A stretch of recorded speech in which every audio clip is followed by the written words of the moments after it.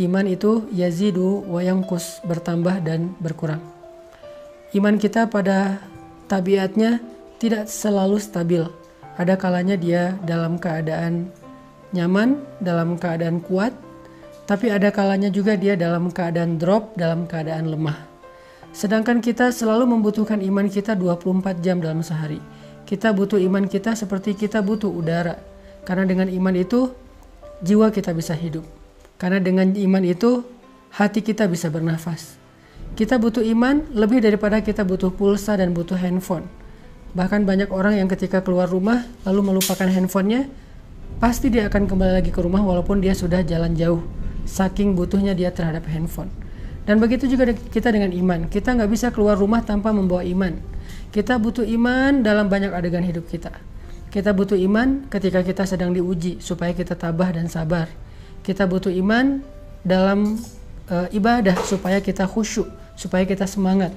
Kita butuh iman ketika kita bermuamalah, bergaul dengan orang lain supaya kita berlapang dada terhadap sikap-sikap orang lain yang kadang tidak berkenan buat kita. Kita butuh iman ketika kita sedang menghadapi orang yang jahil agar kita mampu memaafkan kesalahan mereka.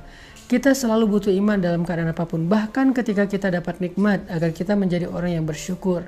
Bahkan ketika kita dalam hubungan rumah tangga pun butuh iman. Dalam bertetangga juga butuh iman. Karena Nabi SAW bersabda, La yu'minu ahadukum hatta yuhibba li akhihi ma yuhibbu li nafsi.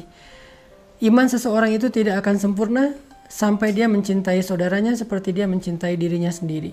Kemudian, man kana yu'minu billahi wal yaumil akhir fal yukrim dhaifah, fal yukrim jarah. Siapa yang beriman kepada Allah dan hari akhir, hendaklah dia memuliakan tamunya, hendaklah dia memuliakan dan menghargai tetangganya.